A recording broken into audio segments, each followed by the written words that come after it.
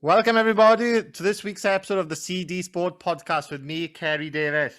Joining us today is we've got the 2018 Commonwealth Games silver medalist, English Open champion, British Open champion, British #1 freestyle wrestler, Kane Charig. How are we, brother? Hi, mate. I'm good, mate. How are you? I'm very good. Thanks for coming on, mate. And that's hell of a CV. That's hell of a CV you got there. Yes. It is what it is, you know.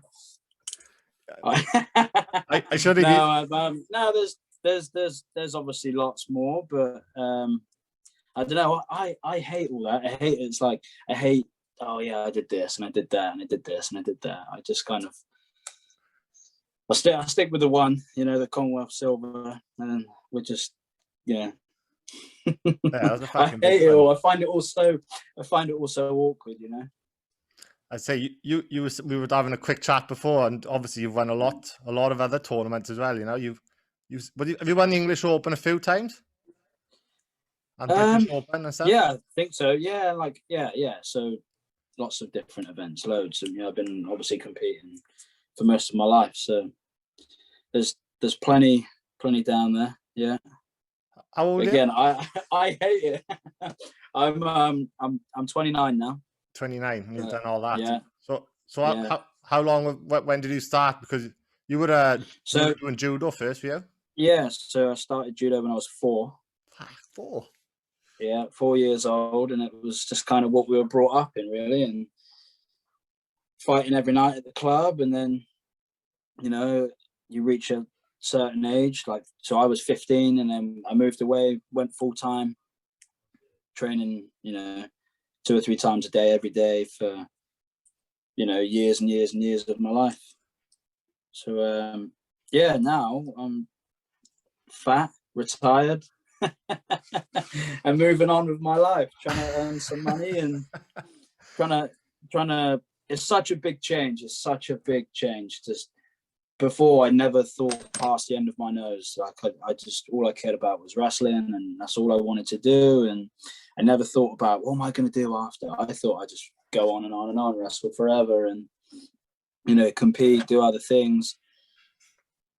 And then, yeah, you realize that money doesn't grow on trees, and you need a way of making a living. And so, yeah, now I'm doing carpentry and loving it, kind of. So when you were wrestling, were you just full time doing that? No other. That's all I did. Yeah, I had a couple of little part-time jobs or whatever, but I never really had to work. So it was all just focus on training. And obviously through the years when I was younger, I had a lot of help from my parents, but yeah, so I didn't really have to do much other than just work really, really hard in the gym. When I was reading up, doing my research, you'd literally train until you'd be sick. Is that every session? Yeah, well, not every session. So obviously in certain, for example, conditioning is such a big part of wrestling, such a big part of any combat sport, really. And the way I saw it is that if you're not technically the best, or you're not physically the strongest, you need to be the fittest. So that's the attitude that I took to my training. And, you know, when I would go and do my conditioning sessions, which was a lot, yeah, you have to push it back, don't you? You have to push that, find that wall and push it back and push it back and push it back time and time again. That's how you're really going to reach them levels of, you know, being fit enough to go super hard for 6 minutes and recover in time for the next one. Yeah. So yeah, often it wasn't it'd be very regular to see me throw up. Is this the norm? So, where's Kane? Yeah, I had no shame in throwing up in front of people. So, but yeah, that was quite a common thing, especially, you know, I spent a lot of time on the bike, a lot of hours doing conditioning and, you know, mixing it up. So yeah. Do you do a lot of weight? Do you have to do a lot of resistance training as well? Yeah. Yeah. So, well,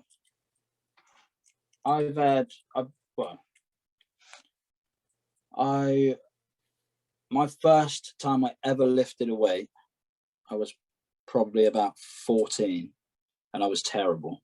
I was so weak, so weak. But yeah, as the years go on, you get stronger and stronger, and then it becomes just another thing that you have to do every day, just a staple in your training, you know.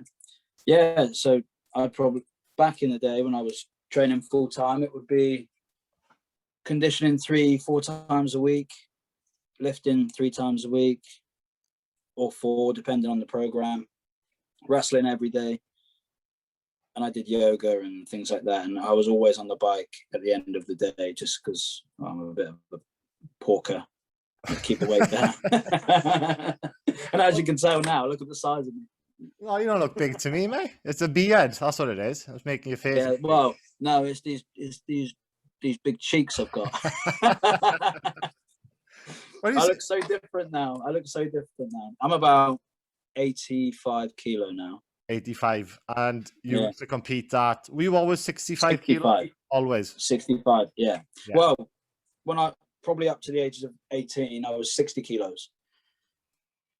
And then, I had to bump up. I was just cutting too much weight. And, you know, you only, say cutting too much weight. It went from cutting too much weight to move up a weight class, be in the weight class for a year, and then all of a sudden you're cutting too much weight again. So, 65 was my weight class for the majority of my career, really. So when you were in the 65 kilo weight class category, did you were you always around that weight, or did you have to cut down? No, I'd always have to cut down. Okay. I did compete at 70 kilos quite a few times, just because it was a lot easier for me to make the weight, but regularly I would easily hit 75 kilos easily. So I'd have to cut a lot, but you know, with over the years, help from my missus, who's a nutritionist. Handy. She's a nutritionist. Very handy when you come home and you just don't have to do much. And she's like, "No, you can't eat that. You can eat this." I'm like, "Yeah." And then you have to do no thinking, and the food's there, so it's all good. But I'd regularly, I'd probably cut from 72 to 65, and then it was only in 2018 that the procedure for the weigh-ins changed. So it used to be weigh-in the night before, now it's weigh-in morning of. Wow. So it was a big change, trying to get down to the weight and hold the weight where I need to be able to perform, if you know what I mean. So I couldn't cut from where I was cutting before, and that was killing me anyway. Like I was, obviously doing a lot of sauna and a lot of work on the bike, and it was so bad for my health. So then it kind of gave me not the kick up the arse, but it had to change my life a little bit in terms of my actual size. So I had to shrink myself, if you know what I mean, to get to the weight. So I would try and get to about 68 kilos, and then cut from 68 to 65 in the last day or so. So so it became quite a science, if you will. I bet, yeah. So if you weighed in the morning, what time would that be compared to the time you compete in the day? 2 hours. 2 hours? Yeah. So you weigh in the morning. Yeah. It'll be 7 a.m. and then first match will kick off at 9ish. So it depends on where you are in the draw is when you step onto the mat. You know, so obviously the later in the day would be the better, because it just gives you more time to recover, you know. Fuck, that's insane. Yeah. So the last tournament I did was the Spanish Grand Prix, and I couldn't make 65, so I was like, I'm going to compete at 70 kilos and go from there. And even then, I was 73 kilos when I landed in Spain. So it was quite a struggle towards the end. I think my age had a lot to do with it. Yeah. Getting older, and you know. Of course, yeah. So, it's harder to shift the weight when you get older too, isn't it? They say. I think it is. I think it is. As a kid, or as a, in my early 20s and late teens, I could cut the weight and be fine. But as you get older, I feel like it was definitely getting more difficult. And just generally, you just get bigger, I think. I was just getting bigger, and there's nothing I could do about the change in size. Like now, I'm at like an all-time high. And obviously now I'm a bit fat, but I'm not training at all anymore. But yeah, I was about... Go away. Sorry. got a visit, have we? Did you hear that? I missed We're that. just No. talking about my weight. We're getting an Indian. Friday night, Indian. Whatever. How funny is that? As we That's were why I'm talking about 85 kilos. You're like saying, "Oh, I just." That's horrendous. Yeah, tomorrow's it. Like it's all salad. Starts tomorrow. yeah, broccoli and chicken from tomorrow. That's so bad. That's such bad timing. Yeah, literally as we were talking about your weight as well. That's funny. Yeah, I know. So you said you went to go on. your last comp was in Spain. You've been around the world competing. Obviously, you went to Australia. Yeah, I've been lots of places. Yeah, travelled all over really. Like obviously doing judo, I travelled a lot doing judo, and I've been to lots of different countries. I can't remember all of them. Have you been? But yeah, I spent. I think my first ever trip away, so international tournament, was Kiev in Ukraine, and I was about 15, I think. And then you just we get to go to all the crappy countries really. Like you hear about all the, all the sprinters get to go to like, just really nice places, and we have to go to the dives, the places that nobody really wants to go. I suppose Singapore and Gold Coast ain't too bad anyway, is it? No, yeah, well, those are the exception. But this is the thing: when you go away competing, you have that mindset of competing, and it's all about the tournament. It's all about going there, being in the best shape and the best mindset possible, competing at a high level, and then you can do what you want. Yeah. But often you get to, like Singapore, we flew to Turkey, was in Turkey, then flew to Singapore. I had to cut weight to get down to 65 kilos. So couldn't eat, couldn't enjoy the perks of Singapore. You go to compete, and then all of a sudden you're done competing, and then you're flying home. So you see a hotel, you see the scales, the sauna, and then you see the, hopefully you get to bring home that medal, and then that's it. You're on your way home again, unfortunately. So 9 times out of 10, if you go away, you don't say, "I'll have a holiday out there afterwards." No. I never cared about holidays. I didn't care. Like I was all I cared about was just competing and trying to become, this is so corny, but the best version of myself that I could be. I wanted to achieve what I could achieve, if you know what I mean. I wanted to reach my limits, Yeah. I was always, as soon as I would get back, if it was that time of day, I'd probably go and train. Like I wasn't bothered about having a holiday, and, a lot of people go out drinking after or whatever. That's not me. I never really cared for that. All I cared about was just competing at a high level and being the best I could be, really.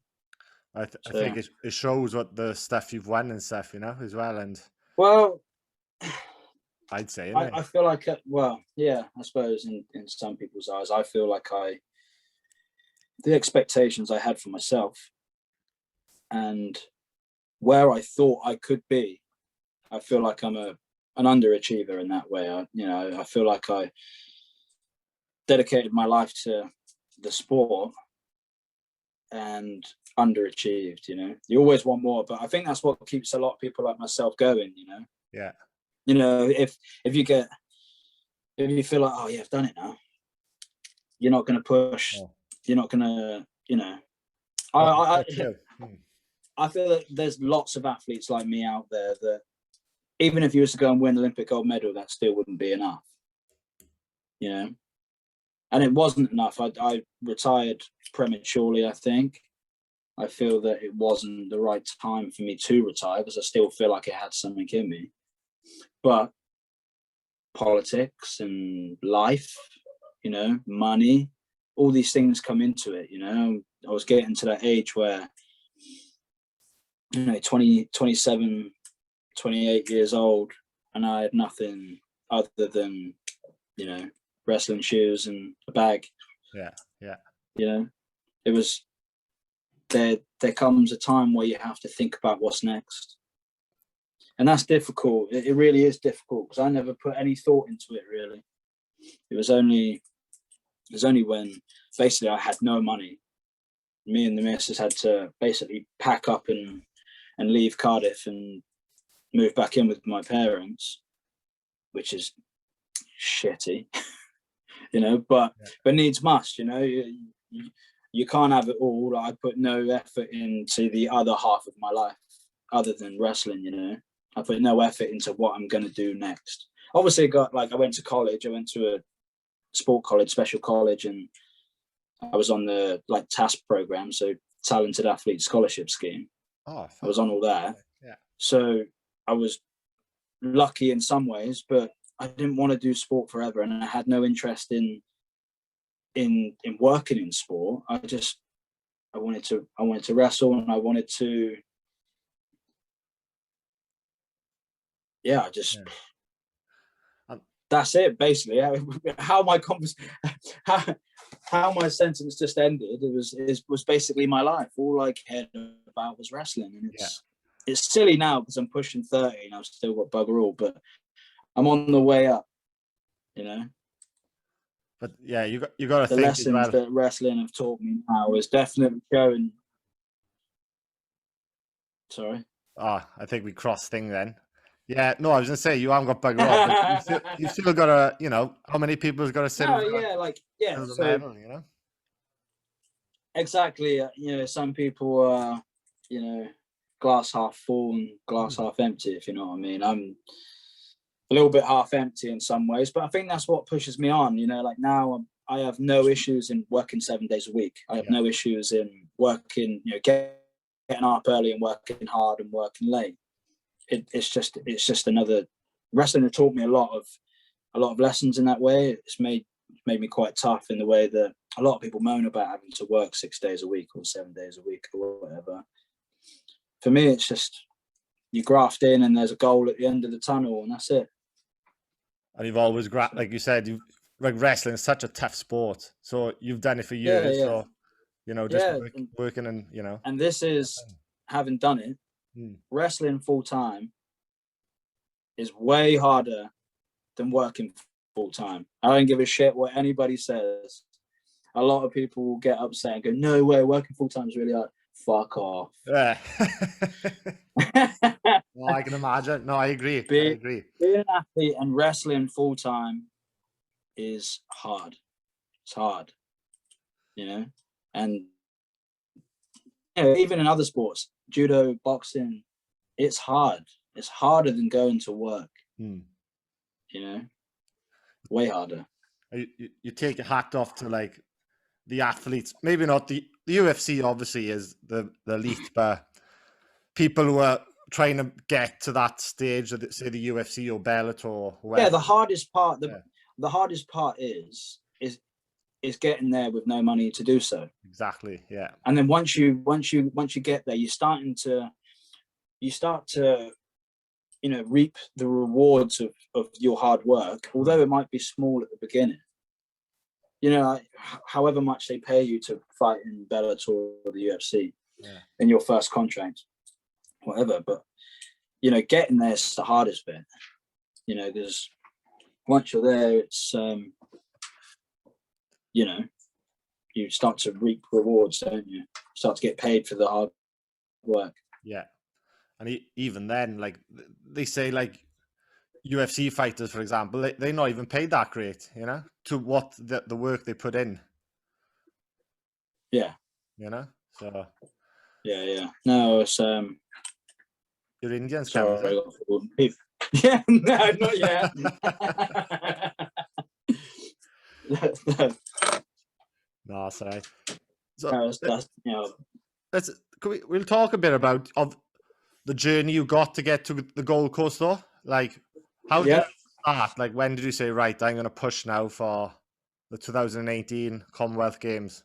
Like, where did it? I don't know really. I've always been competing. I've always, just pushed really hard anyway.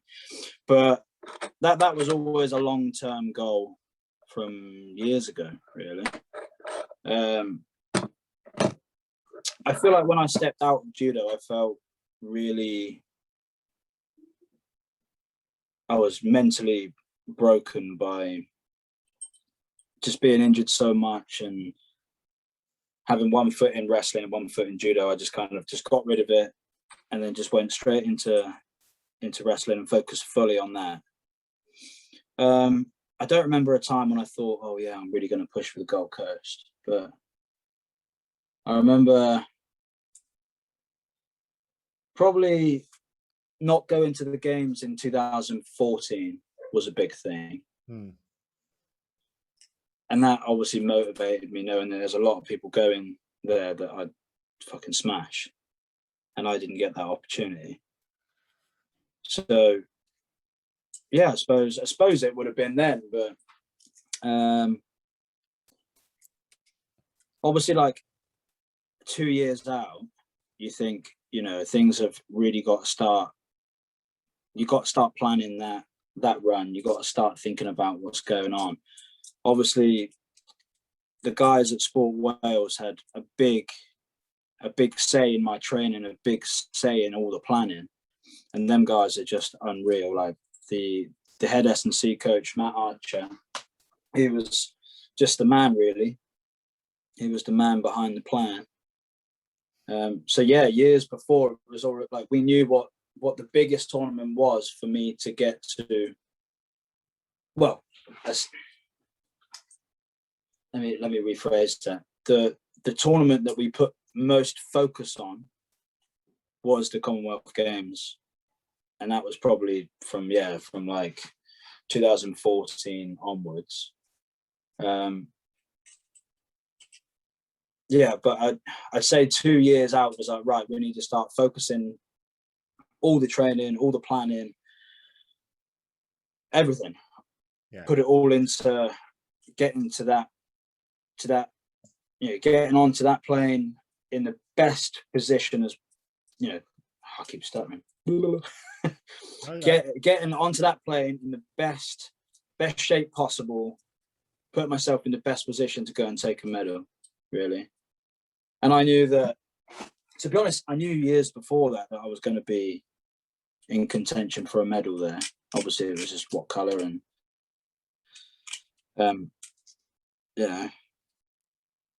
I was, but uber focused. I had a little timer set.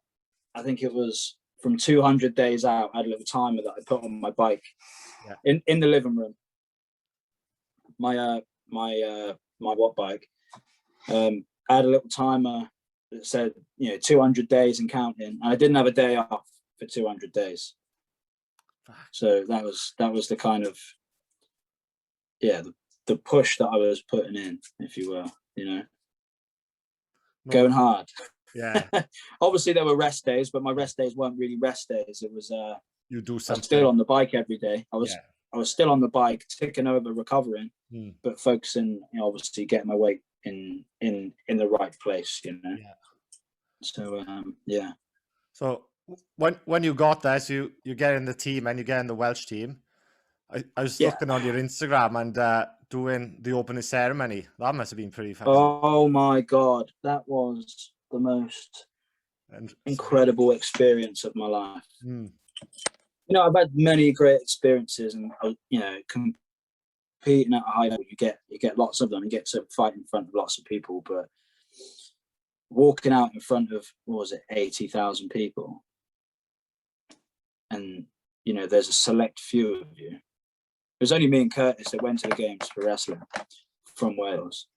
It was incredible, you know, and it was so overwhelming. I remember waiting in line with Curtis, and I was just like, I want to compete now. Like, I was so pumped. It was so draining. It was so draining. The next day, me and Kurt would get up every day, you know, have a coffee and then go and train. Yeah. But the next day we was just wiped out. Like, it's so overwhelming. It was crazy. How many days after, like, the opening ceremony was whatever day? How long did you have to wait till you compete? I competed on the very last day of the game. No, day before. I competed on Friday the 13th of April. Your first. Yeah, that was the only day that I competed. That was. I think it was a day 12 of the games. 2 weeks then, pretty much. You're there for. Yeah, we were in Australia for I was there for nearly 2 months. Wow. So I actually did go on holiday after that one. Yeah. But yeah, it sapped me for sure, because it was you look forward to those moments, you know what I mean? It was an incredible experience, and to be out in front of that many people, and my family were all out there, so yeah, that's awesome. But then having to wait, that was you go through the opening ceremony, and then you got to wait 11 more days until you get to actually go out there and do what you came to do. Long time. Yeah, I can't remember. It might have been 10 days, but still, it's a bloody long time, really. Yeah. You can't eat and drink. You can't eat and drink. You're waiting. No, this is the thing that fucking pissed me off so much. Is that in the village at a tournament like that, it's kind of like you get to. It's free food. You get to just go and eat whatever you want anytime, and it's all like buffet style, but obviously like healthy buffet. But you get all different types of food, and I couldn't eat bugger all until the last day. And then the last day comes, and you're just like, oh, I was too pissed off anyway after the last day. I didn't really want to eat. But yeah, it's just an incredible experience for anybody that goes to an event like that. I think they'll say the same thing. It's incredible. And I look back now, and you know, obviously I spent however many weeks with Curtis. I think in the lead up to the whole game, so leading up to when we actually got to the games, I spent more time with Curtis than I did my girlfriend. She'd be happy then. I think I actually shared a bed with him more as well, which was but no, it was an incredible experience, and the lead up was also good. Me and Curtis were out in the States at Cornell and Fresno, just training and trying to get in best position as possible to go out there and take medals, really. Again, great experiences. You said you went to the States for some training, United States? Yeah, I've been there loads for training. Yeah, so out in Cornell is where I would normally go. And that's a Division I school in New York. So, yeah, amazing training, great guys, solid training to get the best. Big difference of that's why people travel all over the world to go to the States to train. Yeah. So it's a big difference wherever you go. Yeah. But yeah, obviously we have our good guys here, and the people that I train with or trained with are still very good. But yeah, over there, just in general, the level is much higher. You know, like the average person is much better. It's a massive it's a huge sport over there, wrestling. Like all the college kids and everything, don't they? Yeah. So again, I feel like that's what this country needs. We need to kind of integrate wrestling in schools. Yeah. And you know, you need a place for you need further education mixed with full-time training. That's what you need. You know, you need somewhere where you can have kids that are really good, finishing school, going to go on and do other things, go to college, you know, try and go to uni and things like that. You need somewhere where you can mix these things, so you can do both. Whereas a lot of people, I feel like, get lost in the pipeline just because they have to go to work. Yeah, 100%. And then it's difficult. It really is difficult if you're going to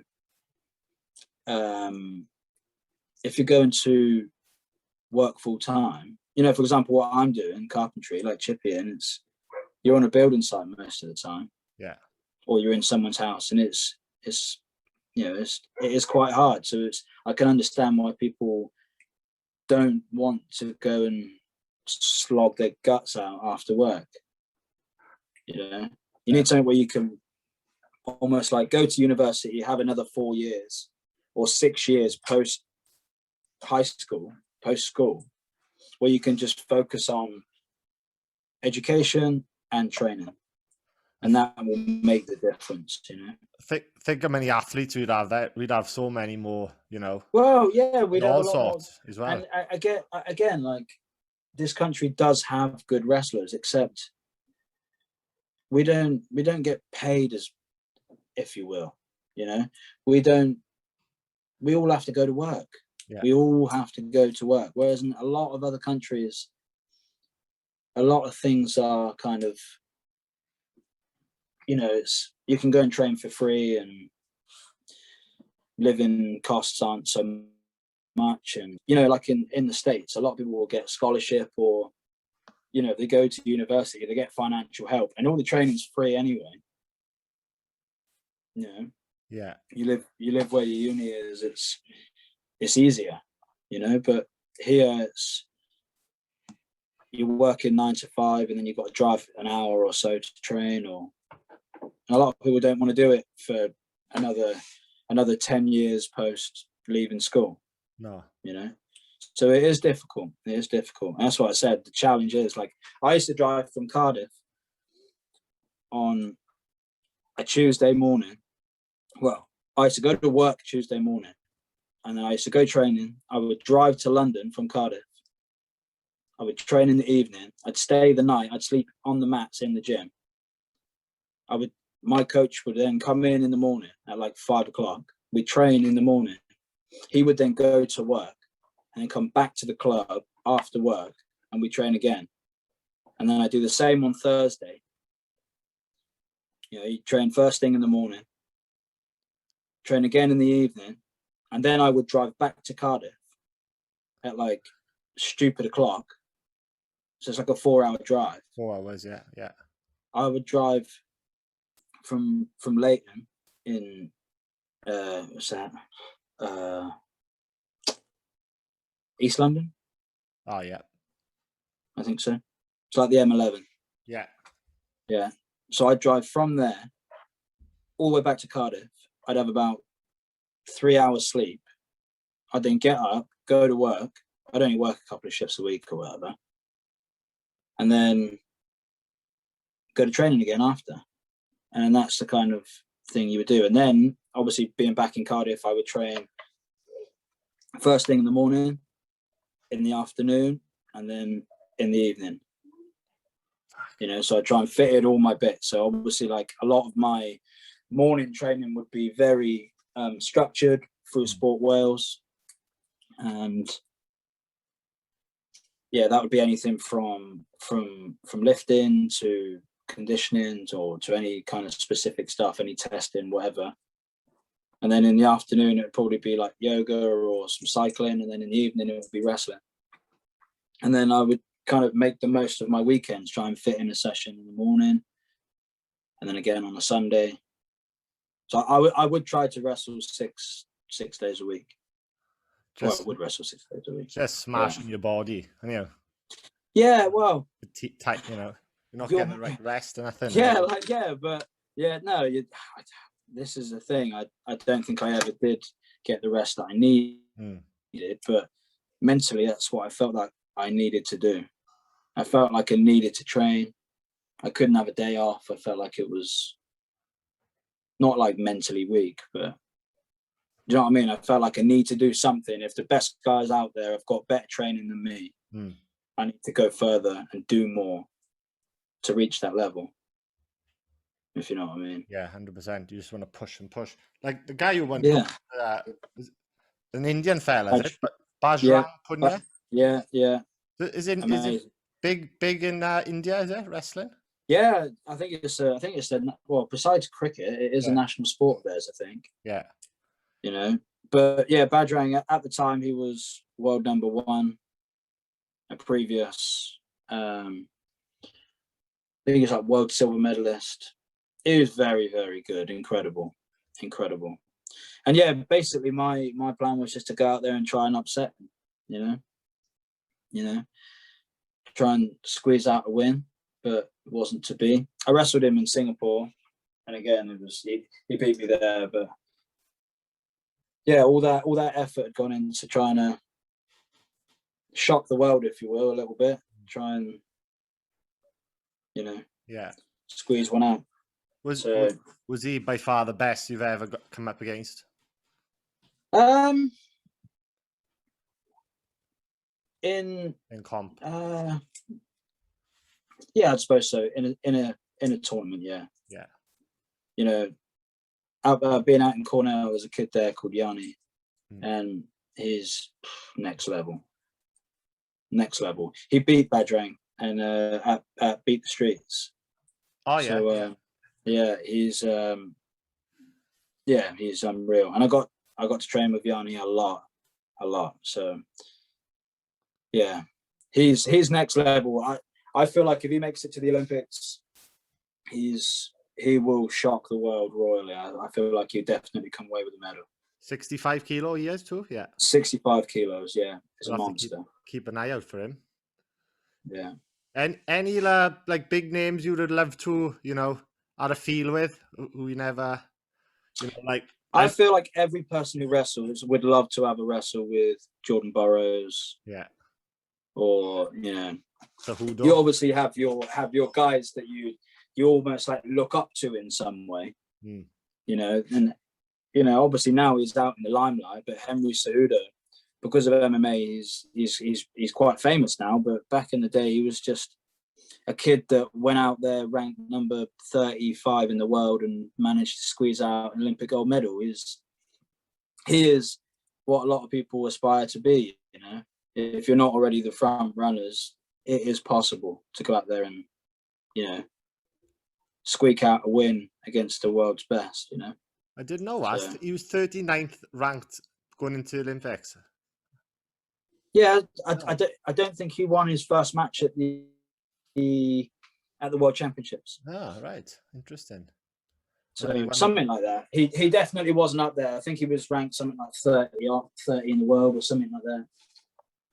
But yeah, and then he managed to, don't get me wrong, he's unreal. Yeah, he's unreal. Yeah, but yeah, he's managed to squeeze it out. Can you describe the difference between Sambo and freestyle wrestling for me? I would say Sambo is a mixture between judo and wrestling. Right. So Sambo is, well, obviously you've got combat Sambo where just about anything but biting someone goes. Is it? Punches as well? Yeah, punches. Oh, combat Sambo. Sambo is basically throwing, submissions, and punching and kicking. It's basically MMA, but in a gi. That's insane. Is that what Khabib come from? Combat Sambo? Yes. Yeah. Well, no, I think he was just regular Sambo. Ah, right. I think. But I'm unsure. To be honest, I am unsure. But yeah. I think it might have been combat Sambo. But basically, yeah, Sambo is a mixture between judo and wrestling, but with submissions as well. So obviously, like, I feel like heel hooks are allowed in Sambo. Oh, right. Yeah. And then it gets nasty because you've got boots on. Ah, yeah. So you can't escape nothing. So yeah, they got a grip. Yeah, Have you But dabbled, yeah, sambo's very interesting. have you So, dabbled in jiu-jitsu? Yeah, dabbled, if you will. Yeah, yeah, I've done a little bit, but I did years of judo, didn't I? So yeah. I'm quite familiar in that world, but it doesn't interest me really. No. It doesn't.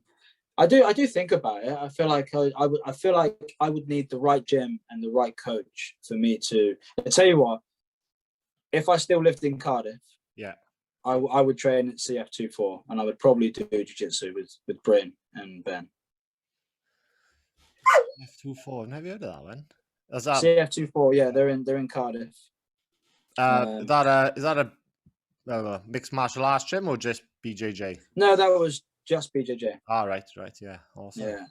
So Bryn Jenkins, who's like regularly on Polaris and all that. Yeah.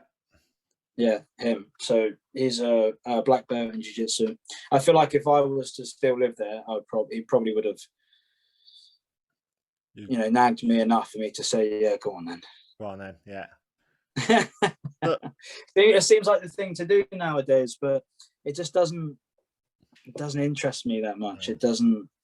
There's an art to wrestling, and I understand there's an art to BJJ and jiu-jitsu and all that, but there's an art to wrestling, and it's incredible. It's incredible to watch. I watch it these days, and I'm just kind of like, it's obviously still incredibly biased, but it's amazing that you got two absolute monsters going at it. You're basically fighting a ninja bar of soap. Yeah. Yeah, good point. Yeah. And that's what it is really. Like, it's incredible. If you watch the world's best, it's incredible.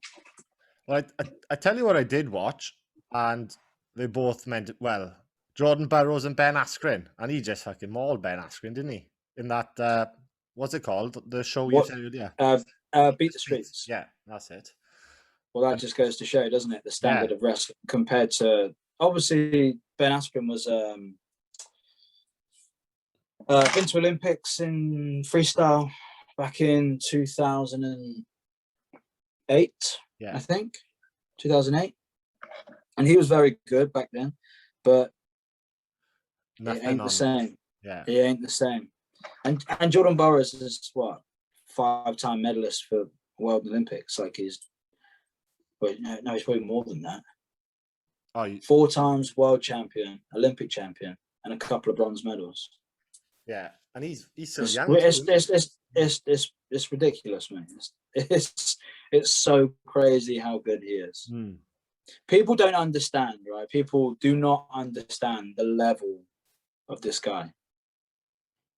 And I've obviously been there and had my hands on a lot of these world-class guys. Like Kyle Dake. Have you heard of Kyle Dake? Kyle Dake. Yeah, he's 4-time NCAA champion from Cornell. Right. Yeah. And he will be wrestling against Burroughs in a couple of weeks at the Olympic trials, mate. Unbelievable. This kid has, whatever sport you would put him in, he would be elite. If he started jiu-jitsu as a kid, he'd be the best. He'd be one of them killers now. Like, he'd be an absolute monster. If he was a boxer, he would be the Canelo. He's an absolute monster. So when he puts his hands on you, it's kind of like, Jesus Christ. Is that Kyle you're on about? Yeah. Is he youngster, is he?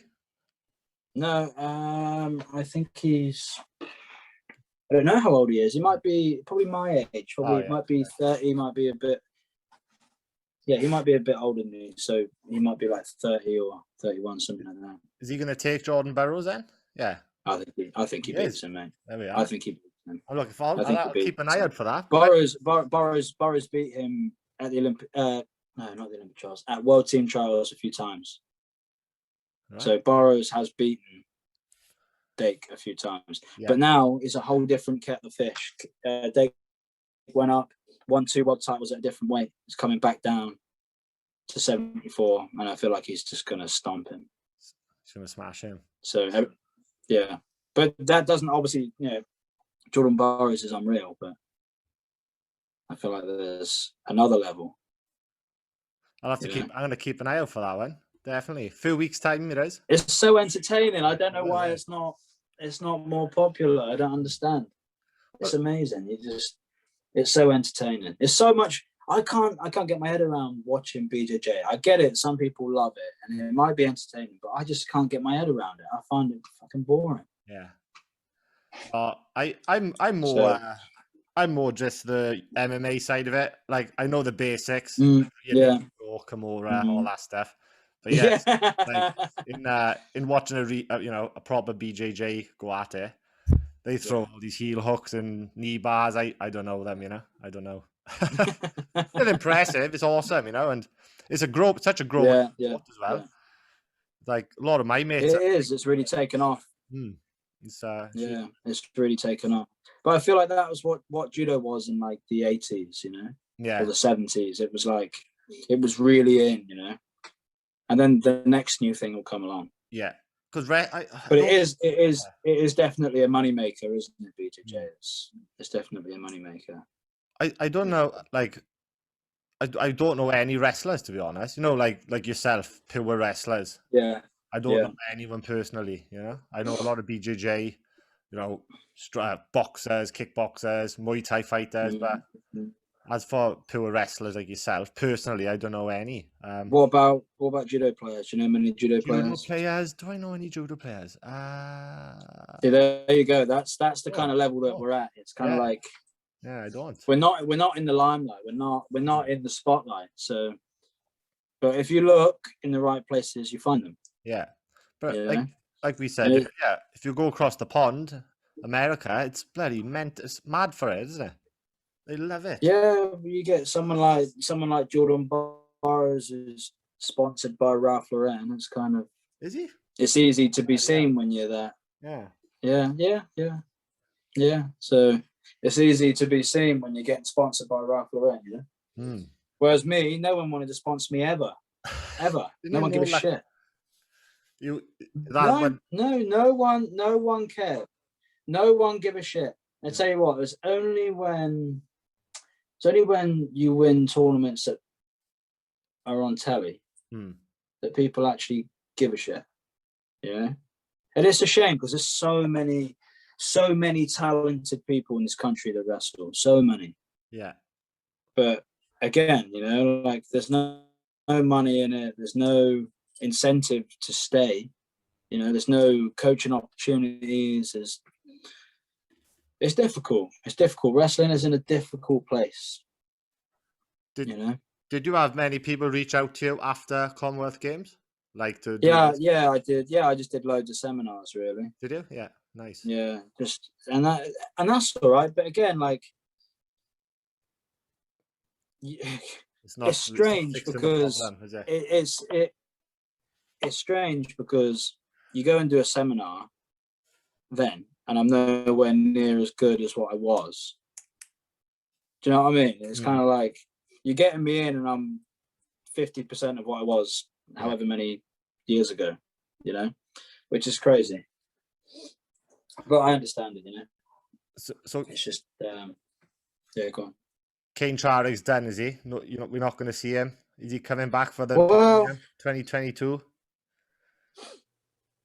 I always think about it, but this is the thing. Like, I have to be a grown-up now, and as much as I don't want to, I need to think about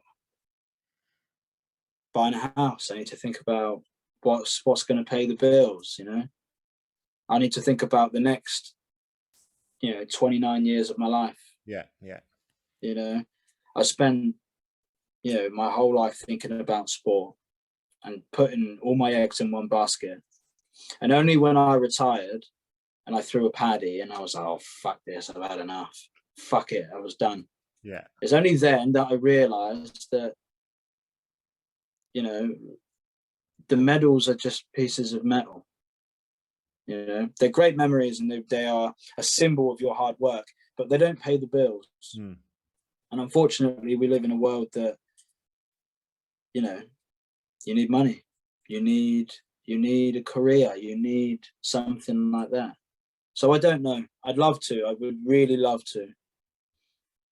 But again, I'd have to make weight, and I'm just too big. Just go in at 85, you'll be right. Oh God, I wouldn't dare put a singlet on now. I look like I threw that bubble gum or something. No, yeah, lots of people have asked me, and it's been a conversation I've had a lot in the house, you know, with my girlfriend and my parents. They're always kind of like, are you going to go for it? Are you going to do it? You know, I feel like I could go, you know, I feel like I would have no problems making the team, but it's whether I'm willing to put the time in and the effort in, you know, and I'm not there. So many people go for the t-shirt and it pisses me off. It pisses me off. Some people just go just to take part. Fuck off. It's not about that. No. I've never been there for the t-shirt. I never will be there for the t-shirt. I would be there to go there and to take a medal, and that's that. You know? Some people just, you know, go on, sorry. No, I was going to say that's the mentality you should have as well, you know? Yeah, I feel like that is the mentality that you should have. And that's it. That's the mentality that I was, you know, brought up with, you know. We're not there, you know, my mum and dad used to spend their hard-earned money to take me to tournaments. They'd work their asses off to give me opportunities to go and compete and to train. You know, back in the day, I remember back in the day, it used to be like £1 for the session. But yeah. That's what they used to pay. Yeah. You know, and even then it was kind of like, oh, you know, I was lucky because my dad was the coach, or one of the coaches. Yeah. But still, you still had to pay for mat fees, you still had to pay for fuel, still had to get us around. You know, so going to a tournament was like, we're going to win or we're not going to bother. And it hasn't changed really. It wouldn't be any different for me now if I was to go pull my thumb out and, you know, try and make the team and try and make a run at, you know, Birmingham, then it would have to be to go for a medal, not just for the experience, you know. No, I agree. And don't get me wrong, I still have it. I still have that desire. You know, I'm watching the Olympic qualifiers at the moment. It's kind of like, I love it. You know, that's all I've ever known, really. Now I'm living this new life as a carpenter, or my dad calls it the wood butcher. Yeah. You know. Yeah. But I am kind of building a new love for something else, which is nice. Well, that's good too, you know. And for my own sanity, really. You know, before I never wanted to do anything other than just get scrapping and be on the mat. So it's nice. It's a mental. It's a relief that I can enjoy something other than wrestling. Yeah. And like you said, if you found a passion, whatever it is, it could be anything. Like you said, it doesn't. Yeah. You know, you can't have people telling you, right, Kane, you're gonna wrestle. You know, then you're gonna be like, oh, no, I'm not. Do you know what I mean? Yeah. But, no, that's awesome, mate. And yeah, really appreciate you telling us your story and stuff. And yeah, I've learned a lot actually, because I wasn't. We were on about the familiarity of wrestling, and even myself's a bit naive to it, but. Yeah, it was really good to, you know, hear the story and hear your story and stuff. And yeah, it's good. I really appreciate it. Keeping it brief, but we're getting the important points in there. Hey, we're nearly on an hour. That's quick. Are we? Yeah, I got my watch in front of it. It goes quick. I could go all night. I just keep waffling on, wouldn't I? No, it's not really good, mate. But I'd say my record is 1 hour and 5 minutes. But for some reason, I couldn't do the right I don't know, maybe I got a shit software, but I couldn't, after an hour, I can't do the bloody editing probably. So I'm trying to get just under an hour. But no, it's good, mate. No. Okay, well. No, obviously, before I let you go, anything you'd like to say where we can follow you on social media? Any shout out you want to give? Well, if you're living in Wales and you want to wrestle, hit me up and get my guy Curtis on. Yeah, he'll be really interested in coming on. And yeah, that's it really. Just fucking people need to start wrestling and doing less of this bloody cuddling. Yeah, we'll definitely have Curtis on as well, because obviously, what did he have? What did he have? Silver as well in the. No, he got bronze medal. Bronze. He got bronze medal. Yeah, and but yeah, very, very talented kid, lovely guy, and very, very interesting story. Yeah, awesome. Yeah. So, yeah. Flick him a message for me. We'll get him on. Yeah, I will do. Top man. All right then, mate. Say, don't forget to follow and subscribe to my YouTube channel as well, guys, the CD Sport Podcast. And find and follow me on Instagram, also the CD Sport Podcast. Spread the word, spread the love. Thank you, Kane. Kane Charig, everybody. Pleasure to meet you. Thank you very much. Thank you.